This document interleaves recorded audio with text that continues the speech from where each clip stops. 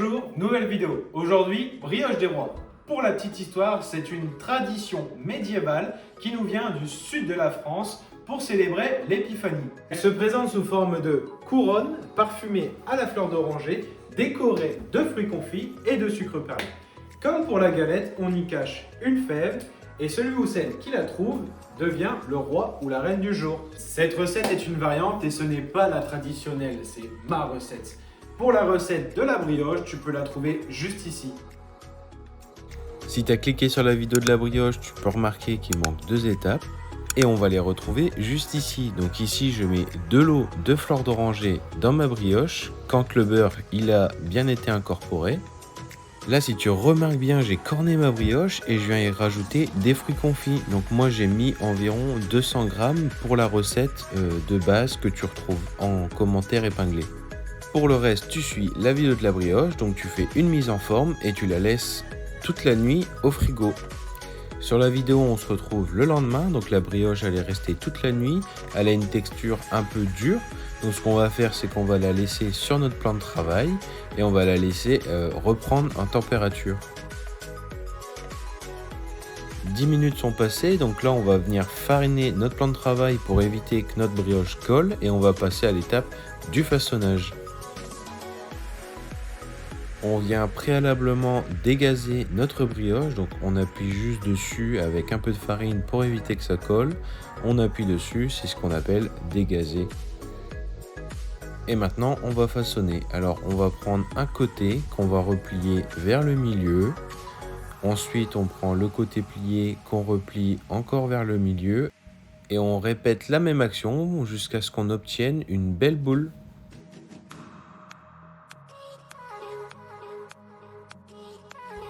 On continue de replier le côté vers le milieu et on peut remarquer que ça nous forme une belle boule. Après avoir laissé détendre notre brioche 5 minutes, on va venir faire un trou dans le milieu comme un donut. Et là on étire vers l'extérieur notre brioche, tout doucement, sans trop la déchirer. Donc c'est un geste minutieux. Parce qu'il ne faut pas trop étirer la brioche pour la déchirer. Une fois qu'on a bien étiré notre brioche, on va venir la retourner, donc côté soudé au-dessus. On n'oublie pas de bien fariner notre plan de travail, mais attention, pas en excès. Et là, on va venir tout simplement abaisser notre brioche à l'aide de notre rouleau. Donc, on abaisse, on fait un quart de tour, on abaisse, on fait un quart de tour, on abaisse, on fait un quart de tour.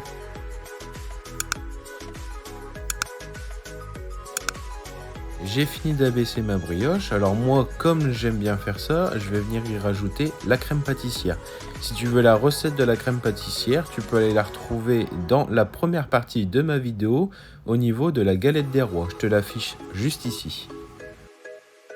On n'oublie pas bien évidemment de mettre la fève, bien que ce soit facultatif, ce n'est pas obligatoire. Et donc là, on va venir refermer au-dessus de la crème pâtissière et donner le façonnage justement de notre brioche. Donc on vient prendre la pâte vers l'intérieur et on la ramène vers l'extérieur en appuyant légèrement et on fait ça sur tout le tour de notre brioche. Une fois qu'on a fini tout le tour, on va répéter la même action. Donc on va venir prendre notre boudin de l'intérieur pour le ramener vers l'extérieur.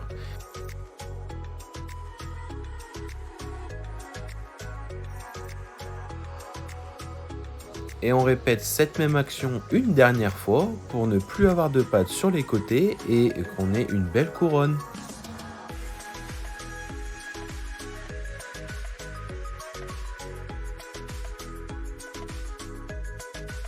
Maintenant que notre couronne elle est bien formée, on va venir prendre notre plaque de cuisson qui apparaît juste ici. On met la couronne des rois sur notre plaque de cuisson et ça va partir en fermentation. Donc on essaye pour la fermentation d'avoir une température à 28 degrés. Dans le four, on essaye de mettre une casserole chaude et on referme le four pour atteindre une température. Et au niveau du temps de fermentation, on laisse 2 heures. Donc, encore une fois, c'est à titre indicatif. Moi ici, j'ai eu 2h30 de fermentation. Et 2 heures après, 2 heures, 2h30, on obtient le double, voire presque le triple de notre brioche. Donc là, on va venir dorer la brioche en lui mettant du jaune d'œuf ou un œuf entier. Et on va venir la piquer avec notre ciseau. Donc on la rentre vers l'intérieur et on fait des petits coups de ciseaux comme sur la vidéo. Et ça va nous faire des tout petits picots. Une fois qu'on a picoté tout le tour de notre brioche, on va venir y mettre notre sucre perlé tout le tour encore une fois. Et là, ça va pouvoir partir en cuisson à 180 degrés. Donc moi, j'ai commencé à 180 degrés pendant 15 minutes. J'ai baissé ensuite à 160 pendant 10 minutes et j'ai encore baissé à 150 jusqu'à cuisson pour laisser sécher notre brioche. Ici, j'avais quand même une grosse masse, c'est pour ça que j'ai dû avoir plusieurs étapes de cuisson de la brioche et on obtient une belle couleur comme ça. Pour finir la décoration, on va venir y ajouter des gros fruits confits comme sur la brioche traditionnelle. Si tu as de la confiture d'abricot, tu peux venir en badigeonner partout et coller les fruits confits dessus. Et voilà notre rendu de brioche. Elle est magnifique. Regarde-moi ça. Moi perso, ça me redonne envie d'en faire une pour la manger. En tout cas, ma chérie, elle a bien aimé et elle m'en a redemandé. Si tu as envie de te régaler comme moi, je te laisse mettre un like, un petit commentaire si tu as la moindre question et bien sûr, abonne-toi.